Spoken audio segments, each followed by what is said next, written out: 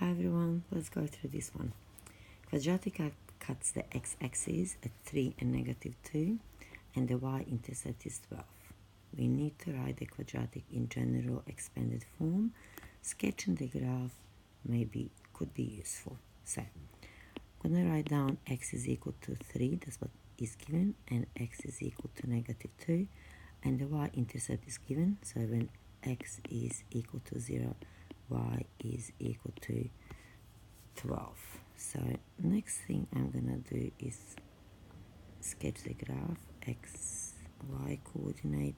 Gonna have 1, 2, 3 units to the right, 1, 2 units to the left, so -2. And when x is equal to 0, y is 12. So it's not scale, but you do get the idea. So now the next thing that I'm gonna do is actually trying to draw nice parabola. So let's see how is that gonna go. Okay, that's not bad. So that's not bad. Beautiful. So since the x-intercepts are 3 and -2, y is gonna be equal to a x take away 3 and times x plus 2. So this is the quadratic form that will be used.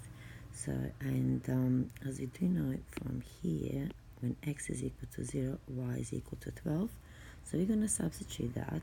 So it's going to give us y is equal to a, it's unknown, we don't know the value of a. So 0 take away 3, 0 plus 2, and y is actually 12, so I'm gonna do get rid of that and then put 12 there. Yeah, so next line, simplified, a -3, 2, so it's gonna give us -6a, and on this side 12.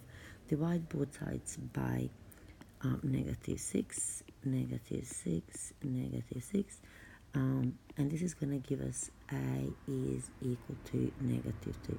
So a is negative, so and we can see that from graph that a actually should be negative, because as a is less than 0, the shape of the graph is going to be concave, and that's what we have.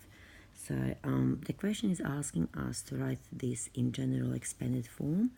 Now we're just going to go back and substitute all values that we have calculated or have been given. So I'm going to have this x plus 2. Now there are different ways of expanding this. I'm just going to use the fall at this stage, but there are definitely, faster ways to do this.